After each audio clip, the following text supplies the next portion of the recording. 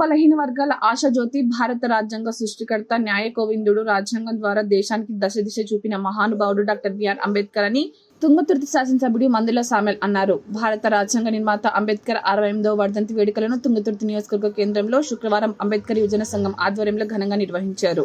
ఈ కార్యక్రమానికి ఎమ్మెల్యే మందుల సామెల్ ముఖ్య అతిథిగా హాజరై స్థానిక నాయకులతో కలిసి మహనీయుని విగ్రహాలకి పూలమాలలు వేసి ఘనంగా నివాళులు అర్పించారు. ఈ సందర్భంగా ఆయన మాట్లాడారు.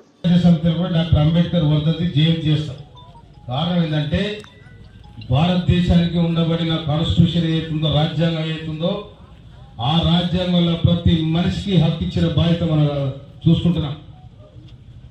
ఇవాళ కోటీశ్వరుడికైనా ఒకటే ఓటు, పేదవాడికైనా ఒకటే ఓటు. ఆ ఓటే ఇవాళ ప్రజాస్వామ్య వ్యవస్థను కాపాడుతూ ఉంది. అందుకోసమనే మనమందరం కూడా భారత రాజ్యాంగాన్ని గౌరవించాల్సిన బాధ్యత మన మీద ఉంది. ఒక సామాన్యుడు కూడా మాట్లాడే హక్కు ఇచ్చాడు, ప్రాథమిక హక్కులు కల్పించదు. మనిషికి జీవించే హక్కు, మనిషి చదువుకునే హక్కు, మనిషికి మాట్లాడే హక్కు, ఇవన్నీ కూడా బిఆర్ అంబేద్కర్ రాజ్యాంగంలో పొందుపరచాడు.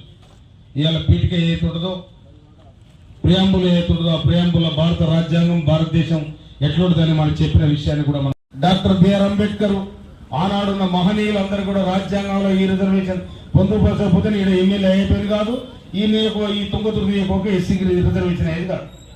అందుకోసం భారత రాజ్యాంగం అంత బలమైన శక్తి ఉంది కాబట్టి ఇవాళ ప్రతి మనిషి కూడా మాట్లాడే హక్కు ఉన్నది.